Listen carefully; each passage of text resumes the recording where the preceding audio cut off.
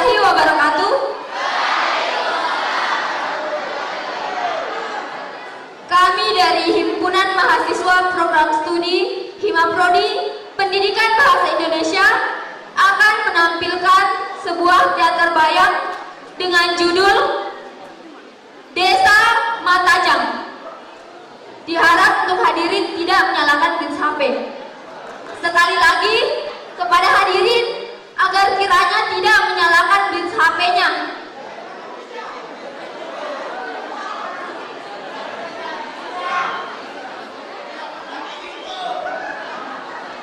Selamat menyaksikan.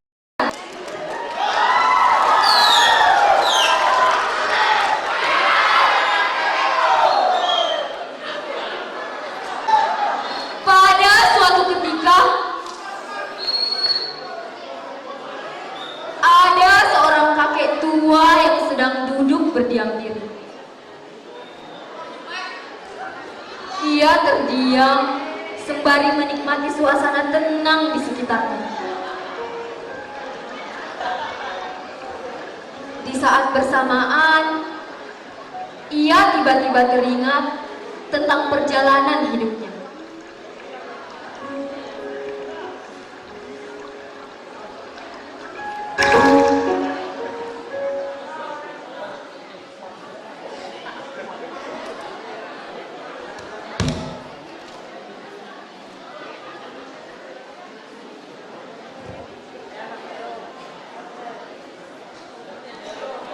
Diceritakan dari sebuah desa bernama Desa Matajam.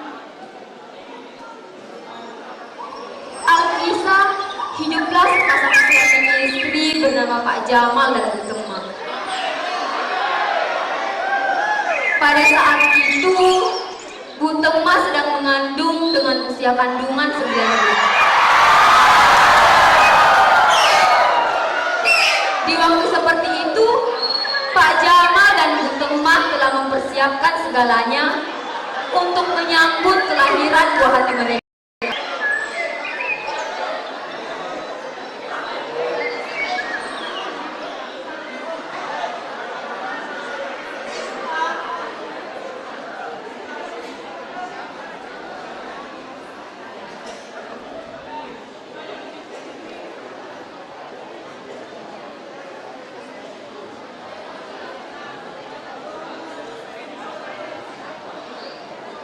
Seiring berjalannya waktu, hari yang dinanti pun tiba. Lahirlah seorang anak dari rahim seorang ibu, yakni Bu Temah. Seorang putra yang tampan dan menggemaskan.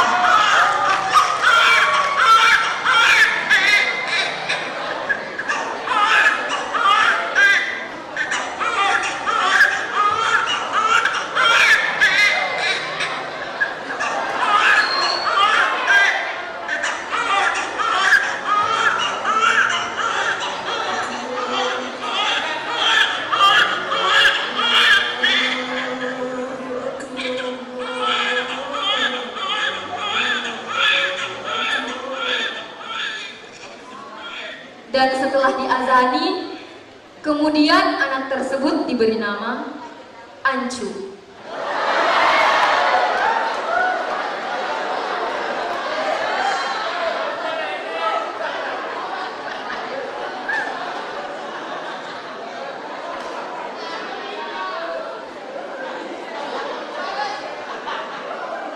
Tujuh belas tahun kemudian, Ancu telah tumbuh menjadi seorang laki-laki dewasa dan kini Ancu telah duduk di bangku kelas SMA di sebuah sekolah di desanya.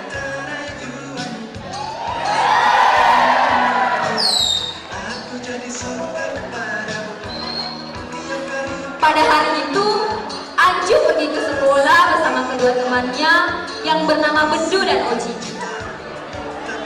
Mereka sudah berteman sejak lama. Dalam perjalanannya ke sekolah, mereka terlihat sangat akrab dan saling bercengkrama satu sama lain.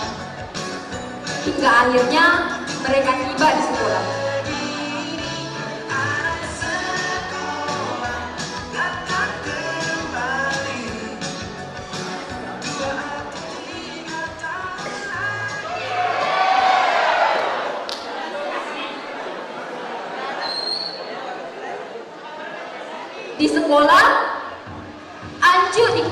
sebagai anak yang pandai dan aktif di kelas.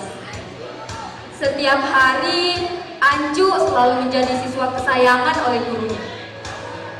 Setiap pertanyaan selalu mampu dijawab oleh Anju dengan baik dan benar. Begitupun sebaliknya, Bedu dikenal sebagai anak yang kurang mampu memahami mata pelajaran. Di kelas, Bedu nampak sering bermain-main, bahkan mengganggu temannya pada saat belajar. Seringkali Bedu ditegur dan dimarahi oleh Pak Guru akibat perbuatannya yang jahil. Saat dimarahi, Oji nampak selalu menertawai Bedu. Hal tersebut membuat Bedu merasa jengkel.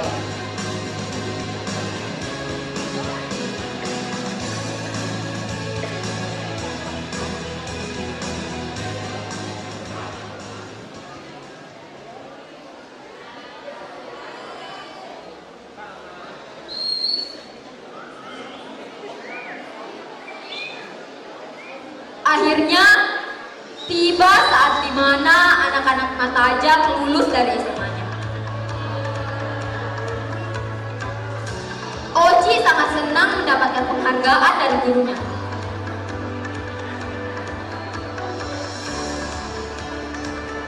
Lalu, tiba giliran Bedu untuk diberikan penghargaan.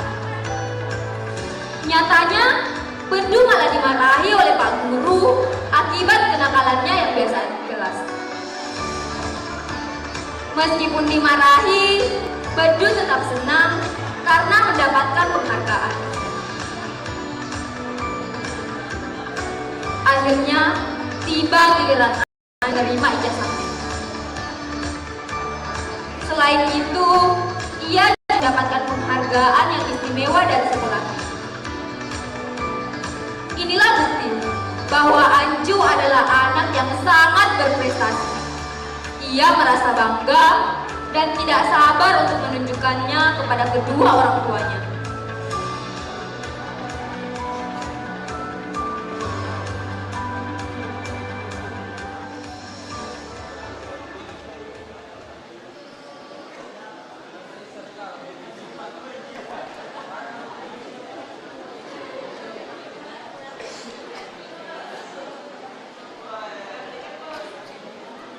Akhirnya, Anju pun berlari menyusul kedua orang tuanya di sawah.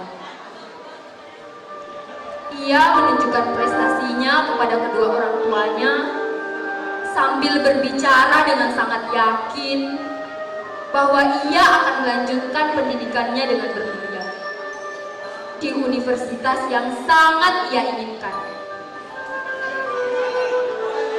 Akan tetapi, orang tua Anju melarang Anju untuk berkuliah di luar sana.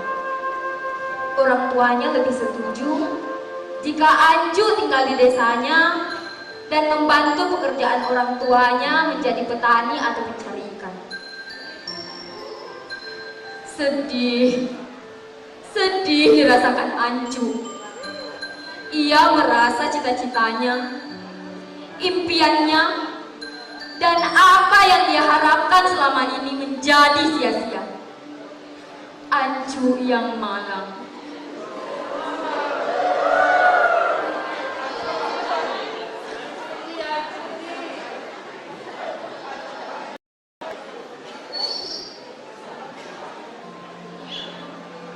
Berbeda dengan nasib Anju, teman-teman Anju memutuskan untuk tidak melanjutkan pendidikan.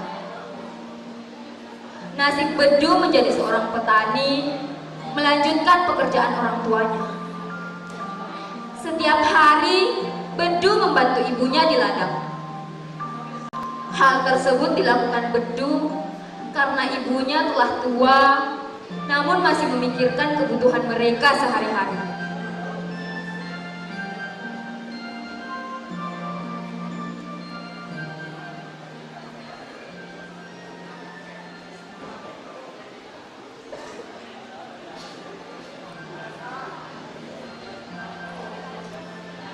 Sedangkan Oji, nasibnya menjadi seorang pencari ikan, membantu pekerjaan ayahnya untuk mencari ikan di sungai. Dan hasilnya dijual untuk memenuhi kebutuhan mereka.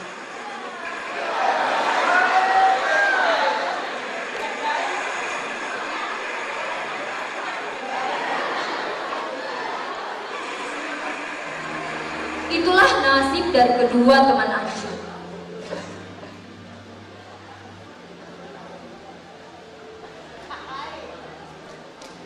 Anju berjalan sendirian. Dan akhirnya duduk merenungi nasibnya sambil menikmati keindahan di desanya. Akan tetapi merah, semakin merah, padam. Anju mengingat kejadian hari itu. Tidak ada dukungan dari kedua orang tuanya untuk membiarkan Anju berkuliah di luar sana. Sedih dirasakan Anju. Tidak ada dukungan dari kedua orang tuanya. Ia merasa cita-citanya dan apa yang ia impikan menjadi musnah. Apakah begini nasib anak-anak desa Matajang? Tiba-tiba Anju melihat setitik cahaya di ujung sana. Perlahan Anju pun bangkit melihat setitik cahaya tersebut. Dia merasa cita-cita dan harapannya masih bisa ia perjuangkan.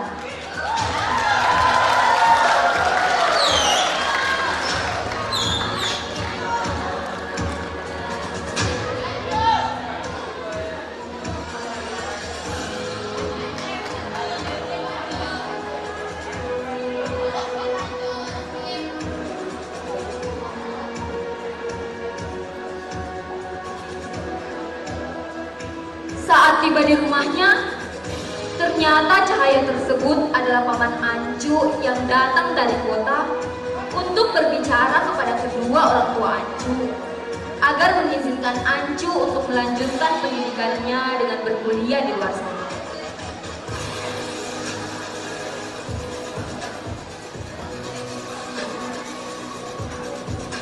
Dan setelah pembicaraan tersebut berakhir, orang tua Anju memutuskan untuk mengizinkan Anju melanjutkan pendidikannya. Mendengar hal itu, Anju sangat senang sambil memeluk dan mencium tangan kedua orang tuanya. Tak lupa pula ia berterima kasih kepada pamannya yang datang jauh-jauh dari kota untuk menyelamatkan nasibnya.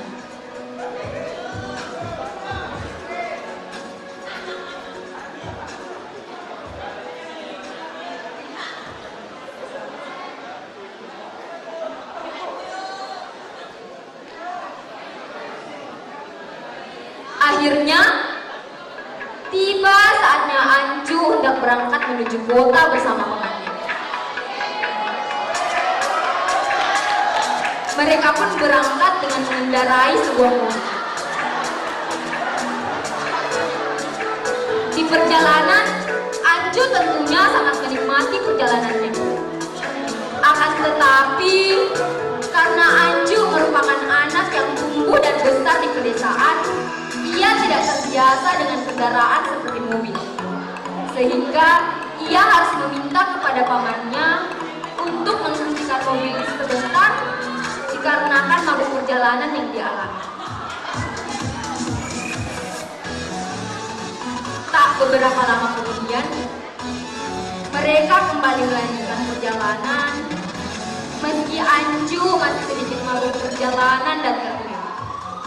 Meskipun demikian, di dalam hatinya Anju berpikir bahwa akhirnya ia bisa memperjuangkan cita-cita dan impiannya.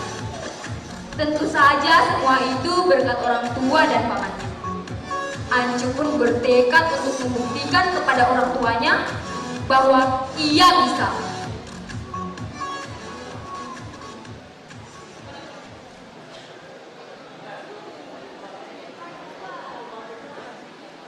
Suatu hari, di kota tentu suasananya berbeda dengan desa tempat ia tinggal. Anju pergi ke kampus, di mana ia akan melanjutkan pendidikannya. Ia memilih untuk kuliah di Universitas Muhammadiyah Sedenreng Rapang.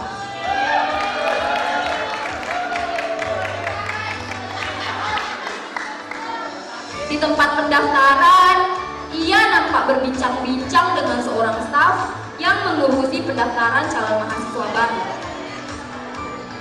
Saat ditanya ia hendak mengambil jurusan apa, Anju memutuskan untuk mengambil salah satu jurusan di Fakultas Keguruan dan Ilmu Pendidikan, yaitu Pendidikan Bahasa Indonesia.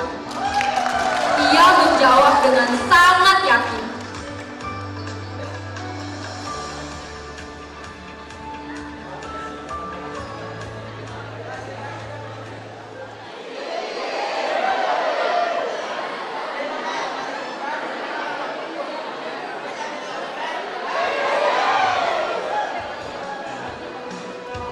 Setelah mengikuti proses pesantren mahasiswa baru dan prosedur lainnya, tibalah saatnya ia dan teman-temannya mengikuti bina akrab yang diselenggarakan oleh Himaprodi. Di sana karakter mereka ditanamkan dan dibentuk untuk menjadi seorang pemimpin yang baik. Dalam perkataan seniornya, selain menjadi mahasiswa akademik, ia juga harus menjadi seorang organisatoris yang kritis. Di sanalah pikiran Anju terbuka dan memutuskan untuk masuk dalam organisasi yang ada di dunia, yaitu Himaprodi.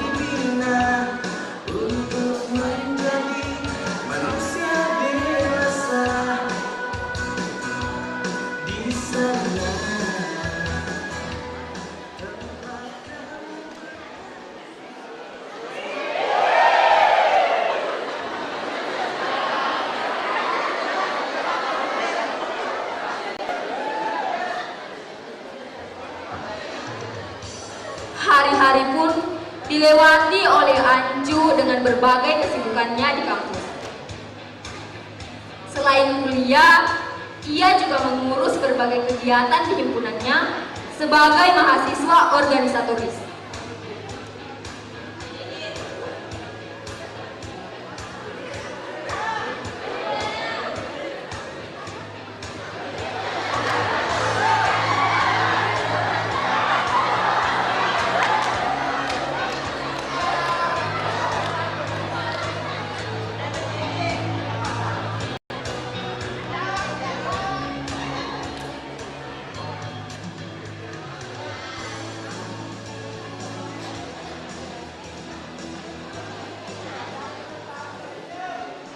Dikarenakan potensi yang ia miliki selama ini, Anju dipercayai untuk mewakili Himaprodi dalam perlombaan membaca puisi di salah satu kampus ternama.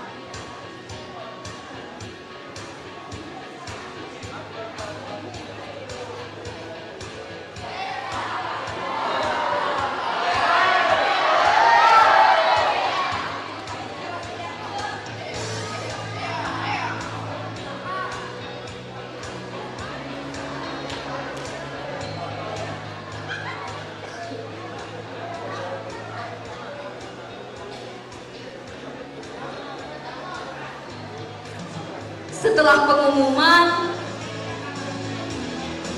tanpa pernah terbesit di pikiran Anju, ia terpilih sebagai pemenang. Dan akhirnya juri pun menyerahkan piala kepadanya.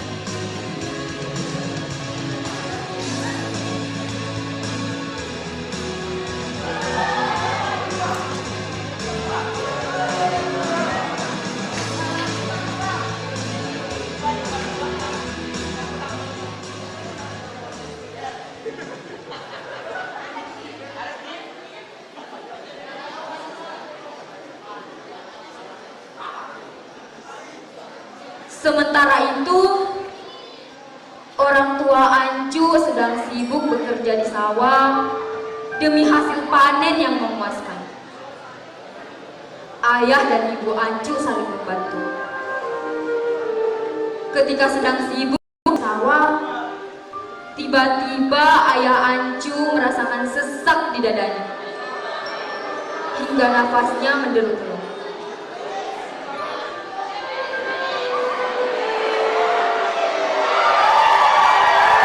Dan ternyata ayah Ancu mengalami serangan jantung. Namun sayangnya, saat itu tidak ada sama sekali orang yang bisa memberikan bantuan. Hingga akhirnya serangan jantung itu merenggut nyawanya.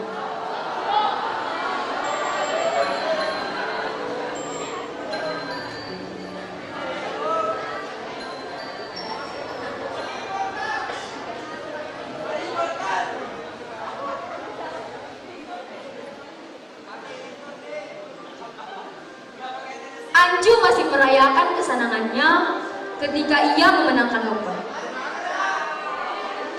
Hingga akhirnya telepon di saku celana Ancu berdering, menandakan ada panggilan. Ia menerima telepon dan mendapat kabar bahwa ayahnya telah meninggal dunia. Mendengar hal itu, Ancu merasa sangat kaget dan semua kesenangan yang dia alami seketika silam membuat Ancu tak kuasa atas dirinya. Dan tanpa berpikir panjang, ia langsung meninggalkan kota dan kembali ke desanya untuk melihat ayahnya yang terakhir kalinya.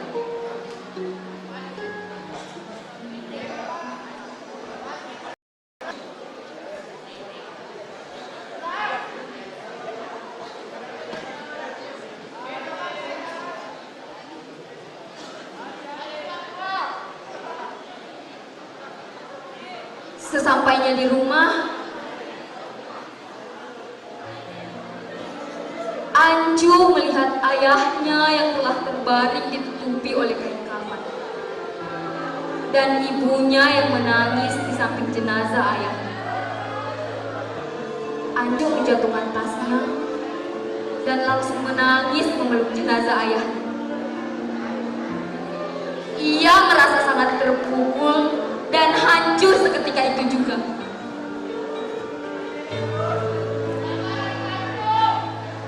Ancu mengurusi segala proses jenazah dan pemakaman ayahnya sebagai bentuk baktinya kepada ayahnya untuk yang terakhir kalinya.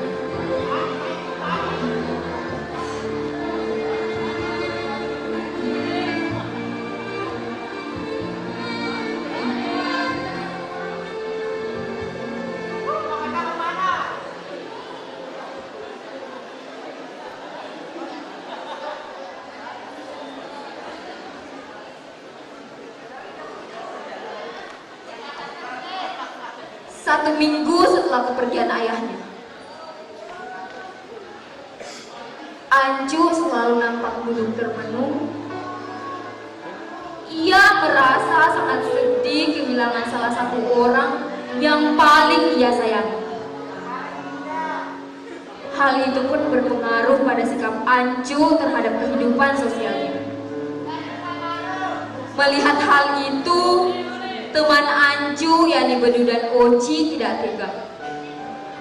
Mereka pun datang menghampiri Ancu dan memberikan semangat kepadanya untuk tetap bangkit dan tidak terus-menerus larut dalam kesedihan. Mereka berdua menemani Ancu dan menghiburnya agar ia seperti sedia kala. Dan akhirnya Ancu merasa baikan dan semangat atas motivasi yang diberikan oleh kedua teman, bahwa Ancu harus tetap mengejar cita-cita yang ia ingin capai.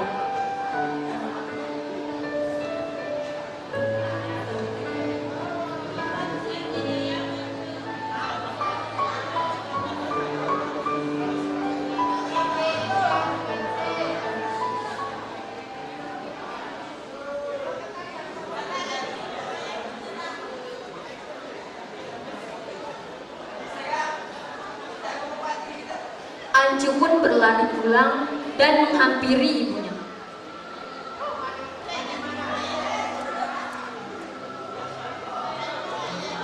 Ia mengajak ibunya untuk pergi ke makam ayahnya.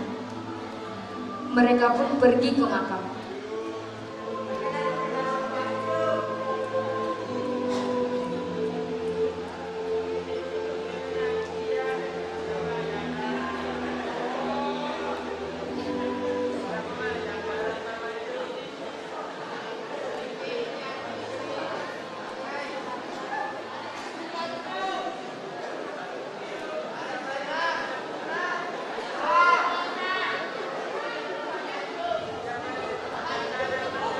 Sesampainya di sana,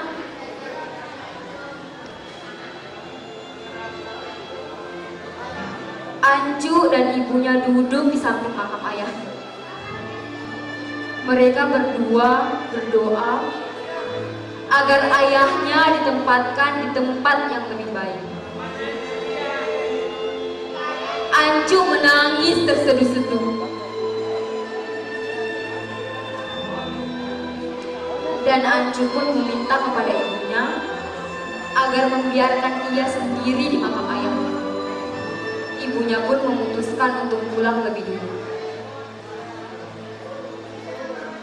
Anju masih saja menangis di batu nisan ayahnya. Saat itu, ia mengingat semua pengorbanan ayahnya untuk menyekolahkan ia sampai saat ini. Anju pun bertekad untuk membuktikan kepada kedua orang tuanya bahwa pengorbanannya selama ini tidak sia-sia.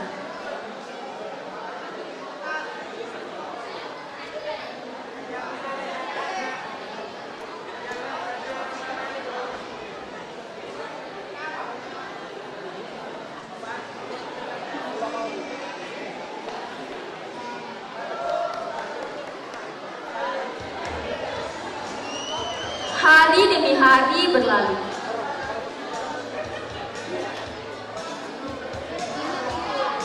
Anju tak lagi murung dan kembali beraktivitas seperti biasanya. Ibunya pun demikian. Hari itu, Anju pamit kepada ibunya untuk kembali ke kota menyelesaikan pendidikannya di sana.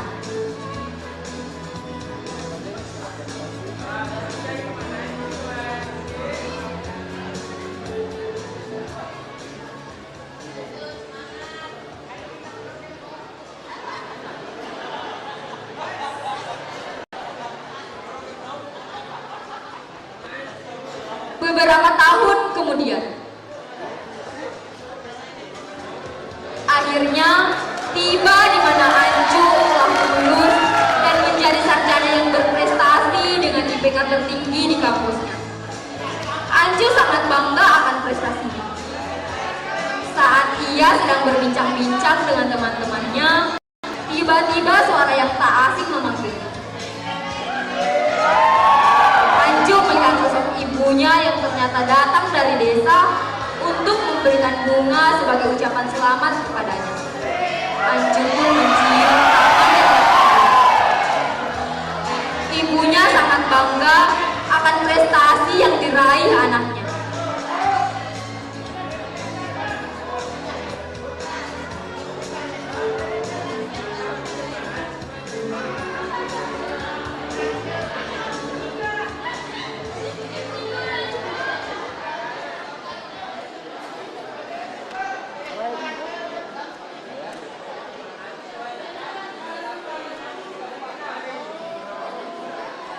Keesokan harinya, Anju dan ibunya pulang ke kampung halaman.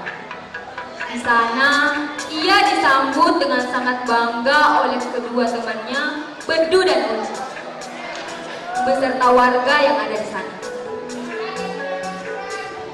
Mereka pun bersalaman dan mengucapkan selamat atas kelulusan Anju sebagai seorang sarjana.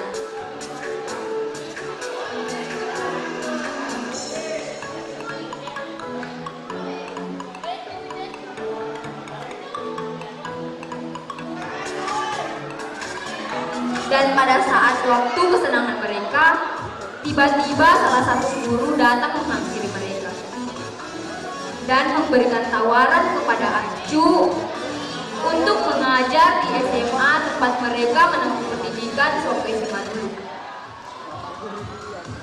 Tanpa berpikir panjang, Ancu langsung menerima tawaran tersebut.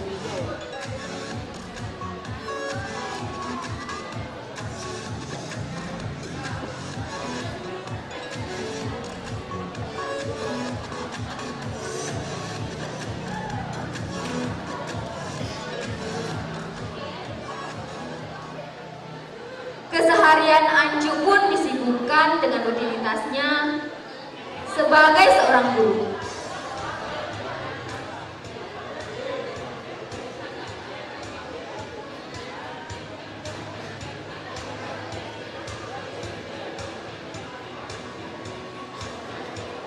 Ia juga mendaftarkan diri sebagai CPNS dan akhirnya lulus.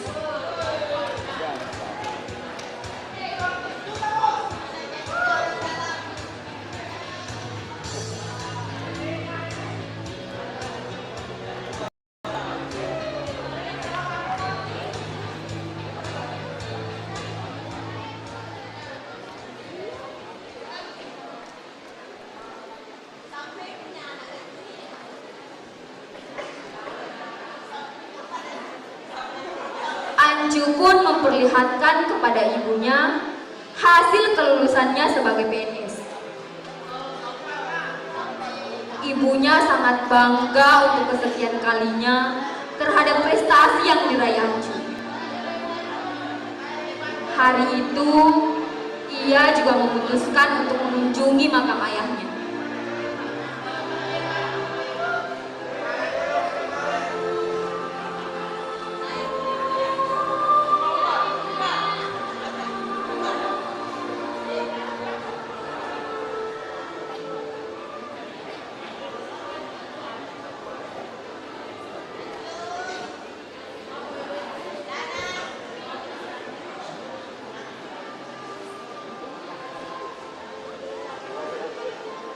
Sesampainya di makam,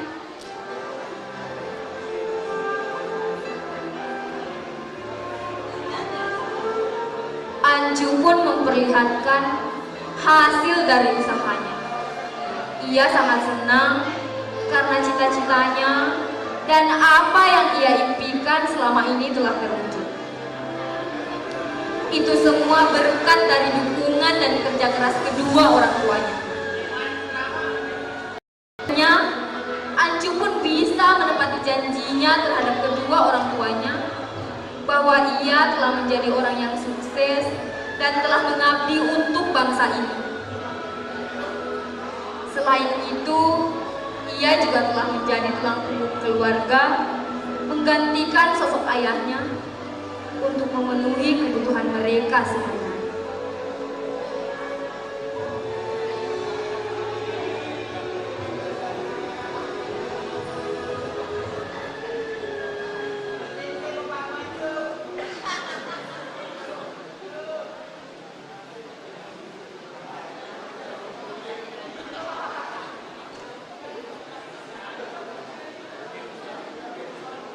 Kembali ke masa sekarang. Kakek tua yang melamun tersebut pun berdiri dan berjalan meninggalkan kursinya. Beberapa orang yang berlalu lalang selalu menyapanya dan dibalas dengan senyum ramah. Di kampungnya, ia dikenal sebagai pribadi yang ramah dan sering menolong orang yang membutuhkan. Itulah kisah perjalanan hidup seorang kakek yang bernama Ancu. Jadi pengen cium pipinya deh.